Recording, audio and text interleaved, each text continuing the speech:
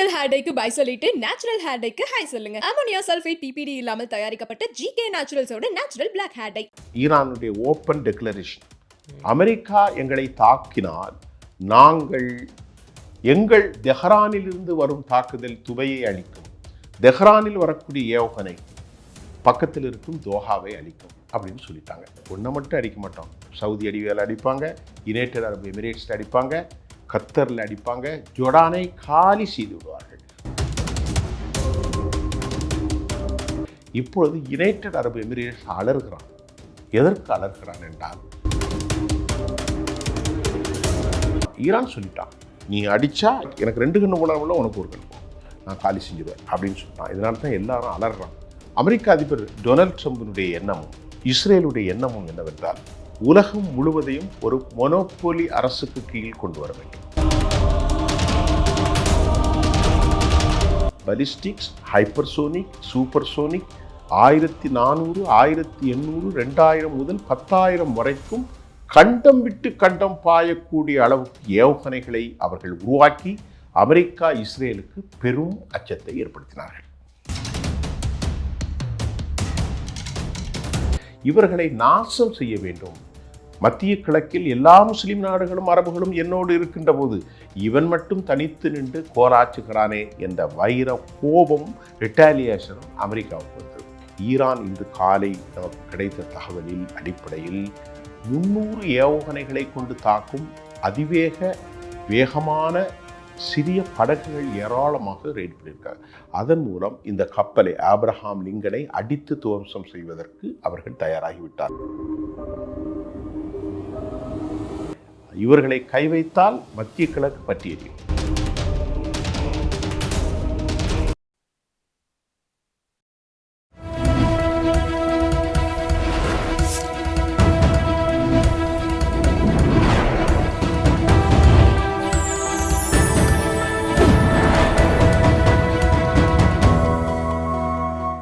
Channel 5 Tamil நேயர்களுக்கு வணக்கம். இன்றைய நேரத்தில் நம்மோடு பேச இருப்பது அரசியல் விமர்சகர் சுஃபியான் அவர்கள். சார் வணக்கம் சார்.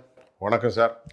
சார், ஈரான் அமெரிக்க விவகாரம் எந்த அளவுக்கு தீவிரமாக போயிட்டு இருக்குன்னு நம்ம பார்த்துட்டு இருக்கிறோம். என்ன நடக்குது சார்? அதாவது இப்போ நான் அமர்ந்திருக்கிற இந்த வேலையில், நீங்கள் ஷூட் பண்ணக்கூடிய இந்த நேரத்தில் மிகப்பெரிய கொதிநிலை ஏற்பட்டிருக்கிறது. 2 தரப்புலையும் நான் பேச போகிறேன். அப்படின்னா, அமெரிக்கா நடவடிக்கைகளை பார்க்கிற போது அடித்து காலி செய்து விடுவார்கள் என்கின்ற ஒரு அச்ச உணர்வு இருக்கிறது. ஆனால் அமெரிக்கா இந்த தாக்குதலை நடத்தினால் அவர்களுக்கு எதிரான விளைவுகள், இந்த கான்சிக்வன்சஸ், விளைவுகள் எப்படி இருக்கும் அப்படிங்கிறதுக்கு ஈரானும் நேற்று மறுமொழி தெளிவாக அறிவித்து விட்டார்கள். அமெரிக்க அதிபர் டொனால்ட் ட்ரம்பினுடைய எண்ணமும் இஸ்ரேலுடைய எண்ணமும் என்னவென்றால், உலகம் முழுவதையும் ஒரு மொனோபோலி அரசுக்கு கீழ் கொண்டு வர வேண்டும். அதனுடைய முதல் விளைவுதான் வெனிசுவேலாவில் நிக்கோலஸ் மடூரோவினுடைய கைது. அமெரிக்கா தன்னிச்சையில் எடுத்தா ஓகே, இதுல ஏன் இஸ்ரேலும் சேர்ந்துக்குது? இஸ்ரேலையும் அமெரிக்காவையும் பிரிக்கவே முடியாது, பிரிக்கவும் கூடாது. அது ஒரு யூத சாம்ராஜ்யம், இது ஒரு கிறிஸ்தவ நாடு. இவர்களுக்குள் பேப்டிசம் சார்ந்த உணர்வு பூர்வமான ஒரு ஒப்புதல் இருக்கின்றது. அது ஒன்று, பாயிண்ட் நம்பர் 1. இரண்டாவது, இந்த நாட்டை உருவாக்கியதே அமெரிக்காவும் பிரிட்டனும் தான். பால்பர் ஆண்டர்சன் உடைய டெக்ளரேஷன் உருவானது. அது மட்டும் இல்லாமல் யூத மக்கள் எப்போதும் அமெரிக்காவிலே பிறந்து, அமெரிக்காவிலே கல்வி கற்று, அமெரிக்க இராணுவ பயிற்சியிலே பட்ட பிறகுத்தான் இந்த நாட்டுக்கு வருகிறார்கள். அப்படி குடியேறியவர்கள் தான் 90 லட்சம் மக்கள், யூதர்கள், மிக அறிவுஜீவிகள். அமெரிக்கர்களுக்கும் யூதர்களுக்கும் அரபுகளும் ஒரே ஆப்ரஹாமுடைய வழி வந்தது. ஜீசஸ் கிரைஸ்டும் அதே போன்று அவர்களுடைய வழியில் வந்ததுதான். இந்த வரலாறு உங்களுக்கு லைட்டாக சொல்லிட்டு நம்ம ஈரானுக்குள்ளே போயிடுவோம். இப்பொழுது ஈரானுடைய போரில் ஒட்டுமொத்த முஸ்லிம் நாடுகளின் பொது எதிரியாக யூதர்களை வைத்திருக்கிறார்கள்.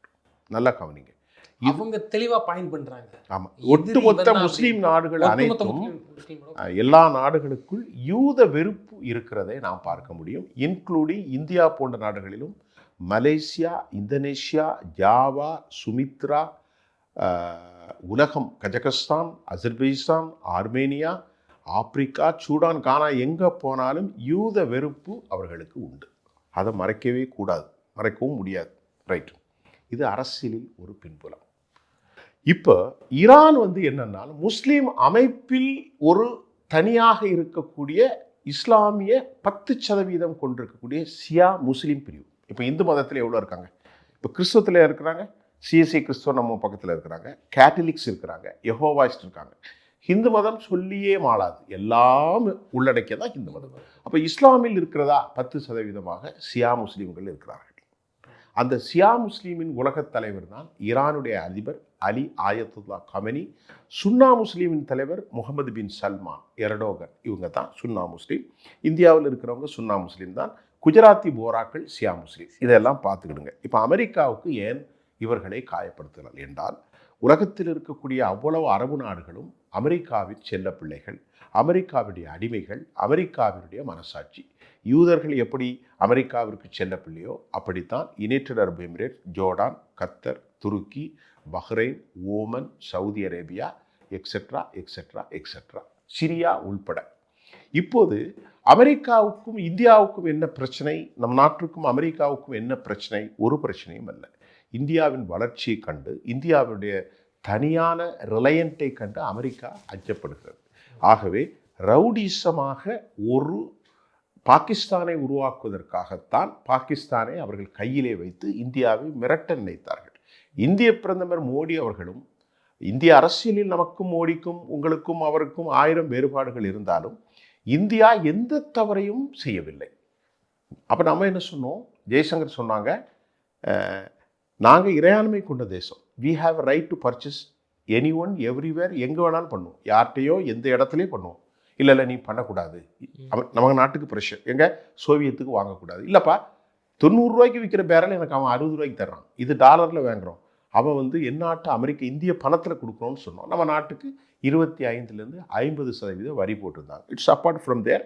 இருந்த போதிலும் எந்த மிரட்டலுக்கும் அஞ்சாமல் 6 லட்சம் கோடி ரூபாய் இந்த வருஷம் மட்டும் நம்ம $217 பில்லியன் பிஸ்னஸ் நடத்திருக்கோம் அமெரிக்காவோடு. அதையும் கூட கவலைப்படாமல் நம் நாடு ஸ்ட்ராங்காக நிற்குது, இந்த பாலிசியை விடமாட்டேன்.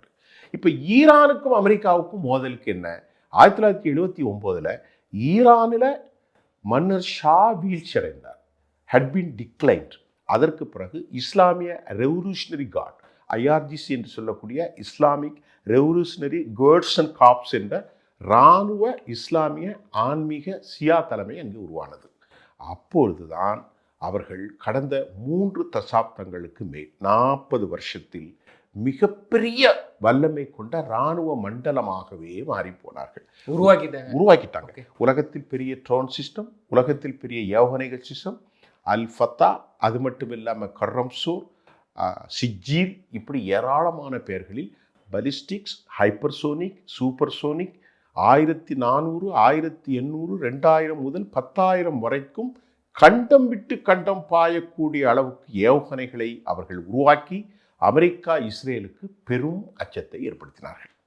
அவர்களுக்கு பின்னணியில் மிகச்சிறந்த தொழில்நுட்பத்தை வடகொரியாவும், மிகச்சிறந்த பார்ட்னராக ரஷ்யாவும் அவர்களை வளர்த்தார்கள். இன்றைக்கு யூரோப் நாடுகளும் இஸ்ரேலும் அமெரிக்காவும் ஒரு அணியாகவும், ரஷ்யாவும் ஈரானும் சீனாவும் வடகொரியாவும் மற்றொரு அணியாகவும் உக்ரைன் போரில் இருக்கிறார்கள். இவர்களை நாசம் செய்ய வேண்டும். மத்திய கிழக்கில் எல்லா முஸ்லிம் நாடுகளும் அரபுகளும் என்னோடு இருக்கின்ற போது இவன் மட்டும் தனித்து நின்று கோலாச்சுகிறானே என்ற வைர கோபம், ரிட்டாலியேஷனும் அமெரிக்காவுக்கு வந்தது. இதன் விளைவு இவர்களை பலவிதமாக அவர்கள் நோண்டினார்கள். 40 வருஷம் மிகப்பெரிய பொருளாதார தடை. விளைவு, நாம் 90 ரூபா கொடுத்து ஒரு டாலரை வாங்குகிறோம், அவன் ஒரு டாலரை ஈரான்காரன் வாங்கினா 14,58,638 48 லட்சம் ரூபா கொடுத்து தான் ஒரு டாலர் வாங்க முடியும். எவ்வளோ கொடுக்க முடியும்? ஒரு டாலர் வாங்குறதுக்கு எவ்வளோ கொடுக்கணும்? 14,58,648 ரூபா கொடுத்தா ஒரு டாலர் கொடுப்பான். அப்போ அந்த நாட்டில் எவ்வளோ வறுமை இருக்கும்? அந்த வறுமைக்கு என்ன காரணம்? அமெரிக்கா தான். ஏன் சொல்ல கேட்கல. அப்போ அவன் என்ன சொன்னான், நான் உனக்கும் உலகத்திலே முதல் நாடு ஈரான், உலகத்திலே சாவரின் நம்ம நாட்டோடு ரொம்ப நெருக்கமான உறவுகள். பாகிஸ்தானை தவிர எல்லா முஸ்லீம் நாடுகளும் இந்தியாவோடு தான் இருப்பார்கள். திருப்பி சொன்னால் பெரிய தீவிரவாதி என்று சொல்லக்கூடிய ஆப்கனும் இந்தியாவின் ஆதரவாக மாறிவிட்டார்கள். அந்த மக்கள் இயற்கையாகவே இந்தியாவோடு நட்புறவு கொண்டிருக்கிறார்கள். நாம் 1000 கோடியை ப்ரொவைட் பண்ணி கன்ஸ்ட்ரக்ஷன் பண்ணியிருக்கோம். அதை நான் சொல்லிக்கிறேன். பாகிஸ்தான் மட்டும்தான் நமக்கு எதிரி, வேறு யாருமே எதிரி இல்லை. அமெரிக்கா தான். பாகிஸ்தான் வேறு இல்லை, அமெரிக்கா வேறு இல்லை. பாகிஸ்தான் வேறு இல்லை, இஸ்ரேல் வேறு இல்லை, புரிஞ்சுக்கிட்டுங்க. பாகிஸ்தானே சும்மா இருந்தாலும் அமெரிக்கா ஏதாவது பண்ண சொல்லி அவன் ரவுடி சார், அவன்கிட்ட எதுவும் இல்லை சார். 4 IMF வந்து கொடுத்துருக்குறாங்க, $4 பில்லியன் அவர்களுக்கு பணம் கொடுத்துருக்குறாங்க. அவன் நாட்டில் சாப்பிட்றதுக்கு வழி கிடையாது. அவன் தான் எல்லாத்தையும் கொடுத்து கையால் வச்சு இந்தியாவை நோண்டிக்கிட்டே இருக்கிறது தான் வேலை. சரி, அதை விட்டுருக்கு.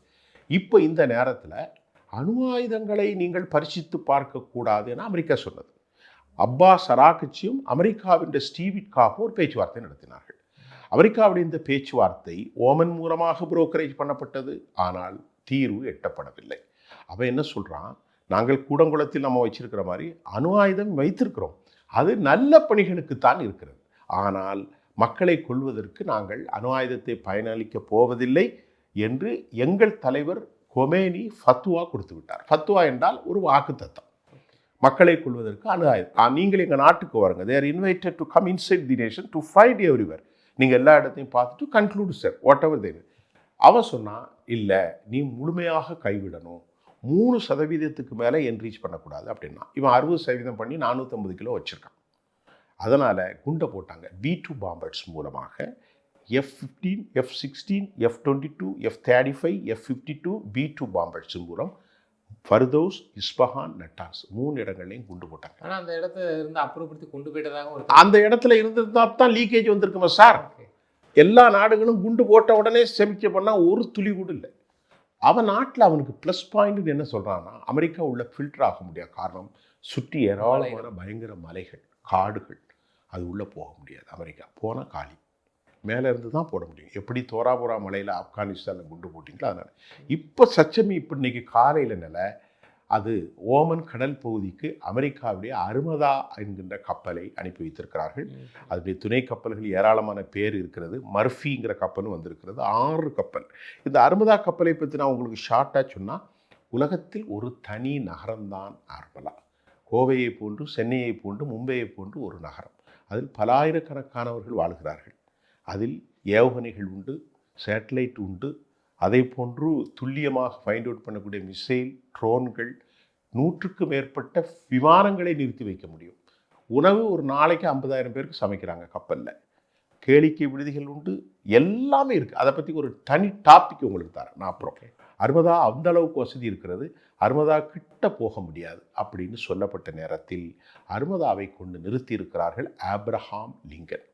இப்பொழுது இவர்களுக்கு என்ன இருக்குன்னு பார்த்தா, நிச்சயமாக அமெரிக்காவுடைய கடற்படை தளத்தை கம்பேரே பண்ண முடியாது. அப்படி ஒன்றுமே கிடையாது. யார்கிட்ட? ஈரானில். ஈரானின் கடற்படையும் அமெரிக்க கடற்படையும் மலைக்கும் மண்ணாங்கட்டிக்கும் உள்ள விவகாரம். ஆனாலும் ஈரான் இன்று காலை நமக்கு கிடைத்த தகவலில் அடிப்படையில் 300 ஏவுகணைகளை கொண்டு தாக்கும் வேகமான சிறிய படகுகள் ஏராளமாக ரெய்ட் பண்ணியிருக்காங்க.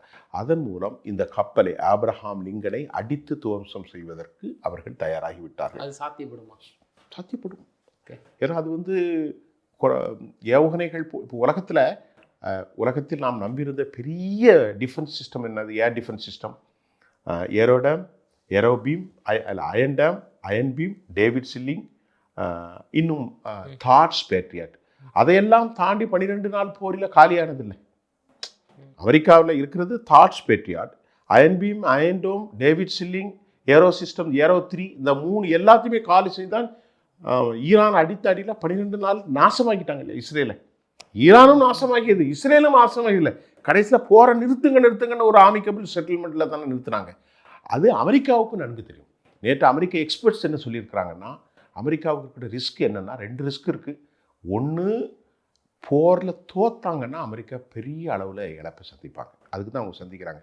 ஏன்னா கூப்பிடுற குரலுக்கு அந்த பக்கத்தில் அமெரிக்க தளம் இருக்கிறது. எங்கே? கத்தரில், தோஹாவில். அவங்க என்ன சொல்லியிருக்காங்கன்னா, ஈரான் தாக்குதலுக்கு நாங்கள் எங்கள் விமானம் இந்த வான்வெளி தடத்தை வந்து நாங்கள் இது பண்ண முடியாது. நல்ல விஷயம், அருமையான கேள்வி.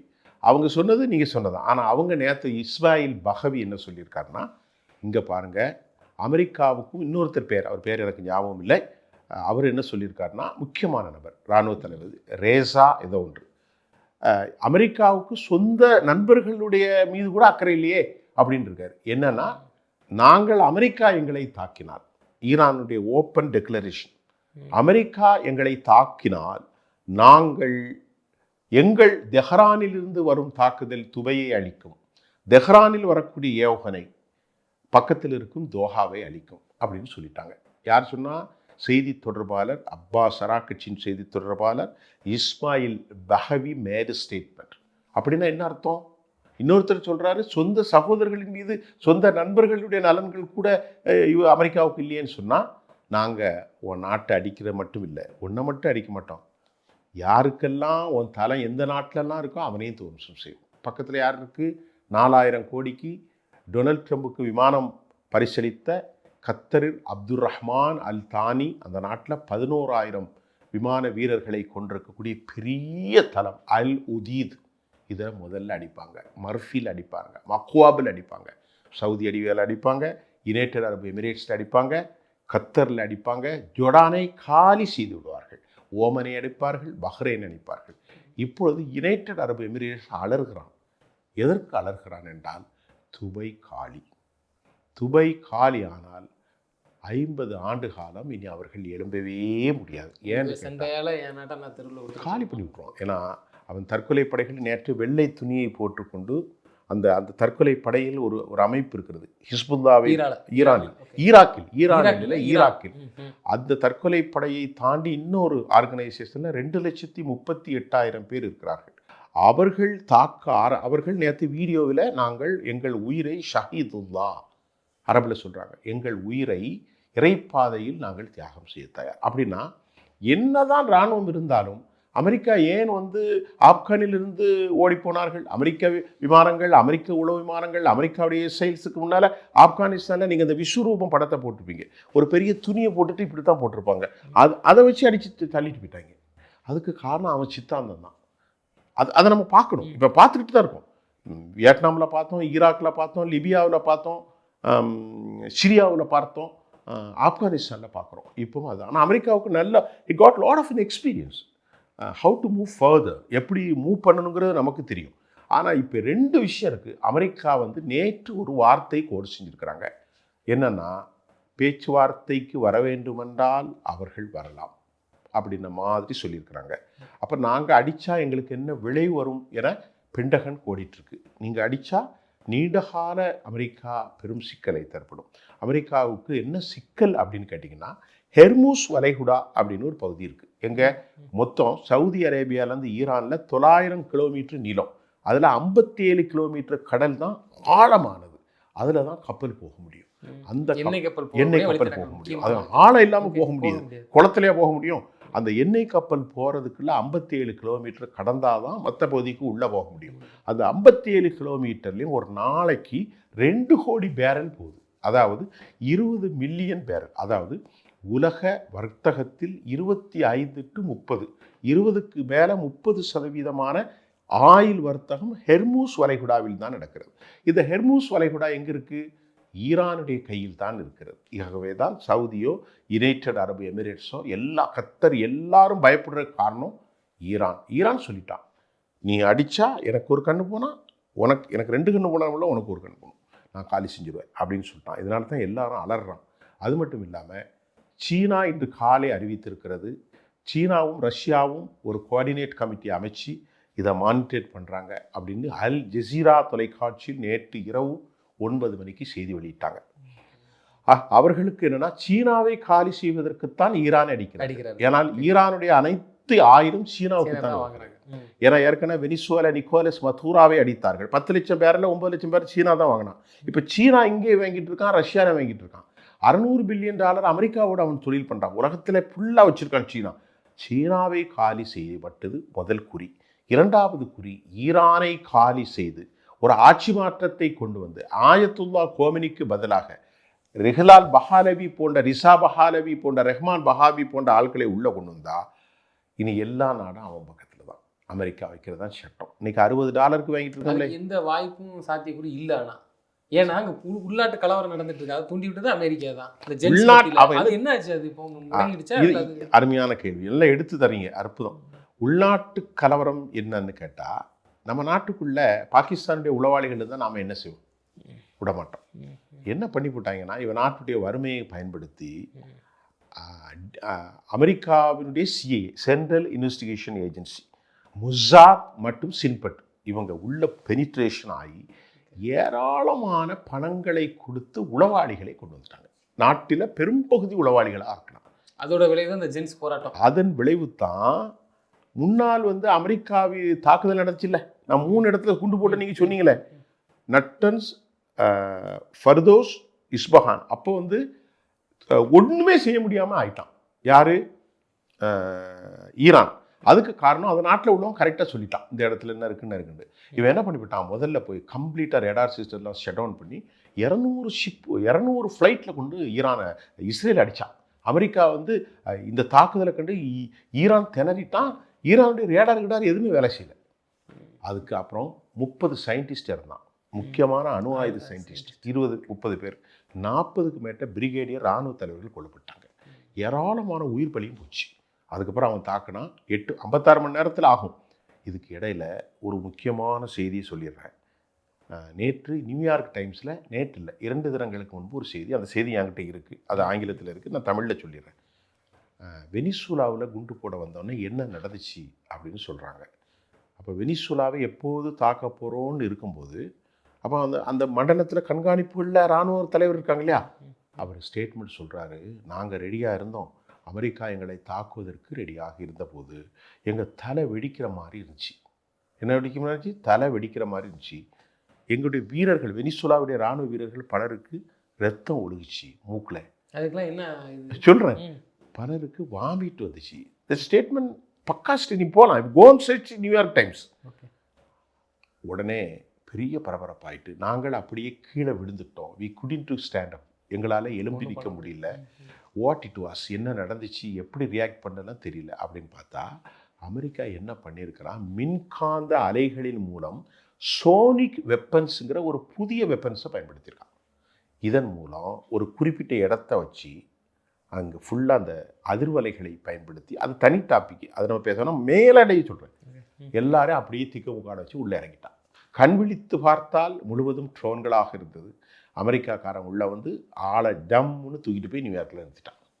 அப்போ இப்படி இதை பற்றி ரஷ்யாட்ட கேட்குறேன். ரஷ்யாவுக்கு சொன்னால் எங்களுக்கு இந்த சோனிக் வெப்பன்ஸையும் பற்றி தெரியும், இது எப்படி பண்ணு. அப்போ இந்த மாதிரி ஒரு புதிய வெப்பன்ஸை ஈரானின் மீது அவர்கள் பயன்படுத்தலாமா?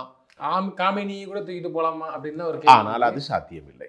ஏனென்றால் வெனிசுலா அரசியல் வேறு, வெனிசுலா இராணுவம் வேறு, ஈரான் வேறு. ஈரானுடைய பரப்பளவும் ஈரானுடைய இராணுவமும் அது ஒரு குறிப்பிட்ட எல்லைக்கு மட்டும்தான் நடத்த முடியுமே தவிர தொடர்ந்து எல்லா இடத்தையும் நடத்த முடியாது. இன்னொரு அயத்துல்லா காமினி இதுதான் முக்கியம். அயத்துல்லா காமினி இப்போது ரன் பண்றது அவருடைய மகன் தான் ரன் பண்ணிட்டு இருக்காரு.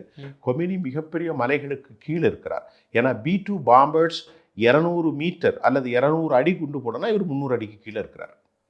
86 வயசு.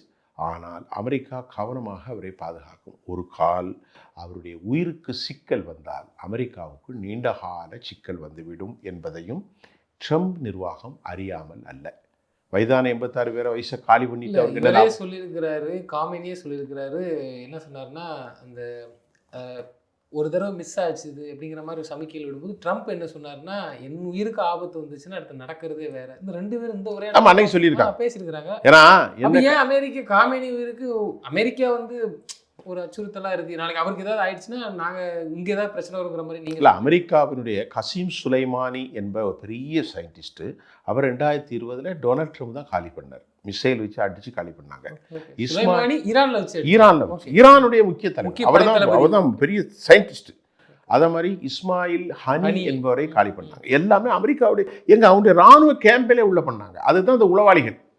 இப்போ இந்த உளவாளிகளை பிடிச்சிட்டாங்க. இப்போ நீங்கள் கேட்ட கொஸ்டின்ஸில் உளவாளிகளை இவங்க தான் தூண்டி விட்டாங்க. அப்போ அவன் எவ்வளோ பேரை தூக்கில் போட்டான்னா 16,000க்கும் மேற்பட்டவர்களை காலி செஞ்சாங்க. ஈரானில் உளவாளி ஸ்பை தூக்கில் எல்லாரையும் பிடிச்சி ஒருத்தரும் பாக்கில்லை. எல்லாம் விசாரணை ஒரு பக்கம், கோர்ட் ஒரு பக்கம், இஸ்லாமிக் கோர்ட் டக்குன்னு வெட்டு வேற தூக்கில் போட்டாங்க.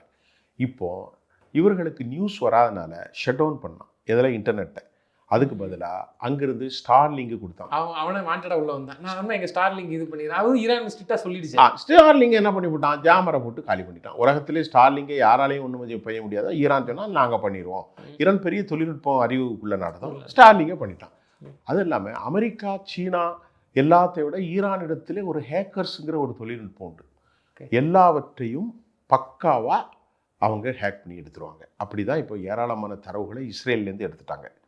அதனால இந்த மாதிரி சூழல்லாம் இருக்கு. வல்லவனுக்கு புல்லும் ஆயுதம் மாதிரி வல்லவன் அவங்களுக்கு இவங்க இருக்காங்க. சமைச்சதல்ல. ஆனால் அமெரிக்காவுடைய இராணுவ தளம் மிகப்பெரியது. ஆப்ரஹாம் லிங்கன் பெரும் வல்லமை கொண்ட படை. அதை ஒரு பெரும் மலையை உடைப்பதற்கு சிறு உளி என்பதை போன்று இவர்கள் இதெல்லாம் இருக்கிறாங்க. இவர்களை கை வைத்தால் மத்திய கிழக்கு பற்றி எரியும். மத்திய கிழக்கு பற்றி எறிந்தால் அது அங்கிருந்து ஸ்ப்ரெட் ஆகும். It's a contagious. தொடர்ந்து தொடர்ந்து தொடர்ந்து இருக்கும். இதையும் அவர்கள் அறிவுறுத்திவிட்டார்கள். இதுதான் தற்போதைய நிலை. இன்று காலை வரை போர் முகாம்கள், முகமைகள், போருக்கான வாய்ப்புகள் இன்க்ரீஸ் ஆகிட்டே இருக்கு. என்ன நடக்கும் தெரியாது. என்ன வேணாலும் நான் நடக்கலாம். நடக்கும், கண்டிப்பாக நடக்கும். கண்டிப்பா நடக்கும். ஆனால் ஏதாவது ஒரு பேச்சுவார்த்தைனால் அமெரிக்கா வைக்கிற கண்டிஷன் அவன் ஏற்றுக்கிட மாட்டான். ஏவுகணை நீ தயாரிக்காதங்கிறான். 35 வருஷமா அவன் போட்ட இந்த பொருளாதார தடையை அதே தான். ஏன்னா ஏவுகணை நானும் இஸ்ரேல் தான் தயாரிப்போம், நீ வைக்காத, அணு ஆயுதங்கள் வைக்காத. அப்போ என்ன செய்யணும்? நான் சொல்கிறத கேட்டுட்டு எல்லாரும் இருக்கான்ல பக்கத்தில். நீ எதுக்கு ரஷ்யாவோட கை கொடுக்குற? நீ எதுக்கு சீனாவோட கை கொடுக்குற? நான் சொல்கிற 10 நாடுலாம் இருக்கான்ல. மிகப்பெரிய ஒரு பாடம் தானே. பக்கத்துல ஈராக்கு நடந்தது எல்லாமே ஒரு பெரிய பாடம் தானே இஸ்லாமியர் கண்ட்ரிக்கு. முக்கியமா அந்த தலைவர்கள் உற்று நோக்குவாங்க. நீங்க வேலை பார்த்த அமெரிக்கா இல்லாத ஒரு விஷயத்த கூட நீ இருக்குன்னு சொல்லி ஈராக்ல என்ன நடந்தது. ஆனால் ரூபன் சார், நீங்க கேட்குறது நிறைய விஷயம்ட்டு கேட்டிருக்கீங்க சார். ஒரு விஷயம் சொல்லி முடிச்சிடலாம் சார். இதே மாதிரி 1990களில் சீனியர் புஷ்ஷும் ஜூனியர் புஷ்ஷும் ஒரு அடத்தை நடத்தினாங்க. 2000ங்களுக்கு அப்புறம் சதாம் ஹுசேனை தூக்கிலிடப்பட்டாங்க. உங்களுக்கு தெரியும். குவைத்து முதல்ல 90களுக்கு அப்புறம் வருகிற போது, குவைத்து 90களுக்கு அப்புறம் தான் அமெரிக்கா முதல்ல ஒரு ஆப்ரேஷன் நடத்தினாங்க. அதில் பழி வாங்குறதுக்கு 2000க்கு அப்புறம் ஒரு ஆப்ரேஷன் நடத்தினாங்க. 30 வருஷத்துக்கு முன்னாடி ஜிபிஎஸ் கருவிகளை பயன்படுத்தினாங்க. அப்போ ஜிபிஎஸ் கருவிலாம் கிடையாது, துல்லியமாக இருக்கும். அப்போ என்ன எழுதுனாங்கன்னா, சதாம் ஹுசேன்கிட்ட ஸ்கட் ஏவுகணை இருந்துச்சு, 800க்கும் மேற்பட்ட ஸ்கட் இருந்துச்சு, இவங்கள்ட்ட பேட்ரியட் இருந்துச்சு அமெரிக்காவில். அப்போ முதல்ல ஸ்கட்டை டெலவியூ நூக்கு வீசினாங்க. யார்? Saddam Hussein. டெல்லவி திருப்பி ஏரோடம் ஏர் டிஃபென்ஸ் சிஸ்டத்தின் மூலம் பத்தி எறிஞ்சாங்க. நம்ம ராமாயண மகாபாரதத்துலலாம் அப்படி எரியுமே நாரதா அப்படின்னு, அதை போல எரிஞ்சுது. அது உலகம் ஃபர்ஸ்ட்டாக பார்த்துச்சு. இவன் ஒரு பெரிய இப்படி தீப்பந்தம் வருது, இவன் ஒரு தீப்பந்தம், 2 தீப்பந்தம் மேலே எரியுது. இதெல்லாம் உலகம் கண்டிச்சு. அப்போ அமெரிக்கா இப்பவுமே நம்ம ஈரான் இஸ்ரேல் ஈரான் அப்போதான் ஜிபிஎஸ் கருவியை அமெரிக்கா இன்ட்ரடியூஸ் பண்ணாங்க. அப்போ தான் ஏர் டிஃபென்ஸ் சிஸ்டத்தை முதலாக அமெரிக்காவும் இஸ்ரேலும் ஈராக்குக்கு எதிராக, சதாம் ஹுசேனுக்கு எதிராக இன்ட்ரடியூஸ் பண்ணாங்க. இப்போ இன்னைக்கு இருக்கிற ஒரு 15-20 மாதத்துக்கு முன்னாடி வெனிசுலாவில் என்ன செஞ்சுருக்கிறாங்க? சோனிக் வெப்பன்ஸை இன்ட்ரடியூஸ் பண்ணியிருக்கிறாங்க. இது அல்லாமல் பதிவு செய்யப்படாத தொராபுரா மலையில் ஏராளமான B2 பாம்பர்ஸ்லாம் போட்டாங்க. எது போட்டாலும் தாலிபான்களை ஒன்றும் செய்ய முடியாது, எழுதி கொடுத்துட்டு தான் வந்தாங்க. அமெரிக்கா எல்லாம் இருக்குது சார். ஆனால் அவர்கள் ஒரு தரித்திரம் பிடித்தவர்கள், யாரோடும் வெற்றி பெற முடியவில்லை. நம்ம நாட்டோடய அவர்கள் சரண்டாவார்கள் என்ற ஒரு தேசப்பற்றாளனாக என்னுடைய கருத்தை வச்சுக்கிறேன். நிச்சயமாக சார், நீங்கள் சொன்ன மாதிரி அதுவும் வரக்கூடிய நாட்கள் தான் தெரிய வரும். தொடர்ந்து தங்களது கருத்துக்களை பயந்தமைக்கு நன்றி. நன்றி ரூபன் சார், அழைத்ததுக்கு.